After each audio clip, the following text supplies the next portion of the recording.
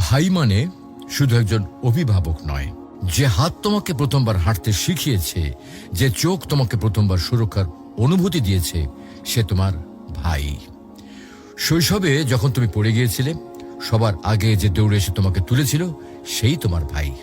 স্কুলে কেউ তোমাকে কষ্ট দিলে যে বুক ফুলে সামনে দাঁড়াতো, সে তোমার ভাই। বাইরের পৃথিবী হয়তো ভয়ঙ্কর, কিন্তু ভাই থাকলে মনে হয় কিছুই হবে না। ভাই তো আছেই। ভাই কখনো প্রকাশ করে না, কিন্তু সে তোমার জন্য নিজের আনন্দ ত্যাগ করে, নিজের কষ্ট গোপন করে। তুমি খুশি থাকলে সে খুশি, তুমি দুঃখী হলে সে ভিতরে ভিতরে ভেঙে যায়। সময় যতই পেরিয়ে যাক, বয়স যতই বাড়ুক, ভাই সবসময় তোমার অভিভাবকই থেকে যায়। বিয়ের পরেও দূরে থাকলে ফোনে শুধু একবার বলবে, ভাই আমার একটু সমস্যা হয়েছে, আর সে দেরি না করে তোমার পাশে হাজির হবে। প্রিয় ভাই বোন, এই সম্পর্ক রক্তের বাঁধনে করা। এখানে স্বার্থ নেই, হিসাব নেই, আছে শুধু ভালোবাসা আর দায়িত্ববোধ।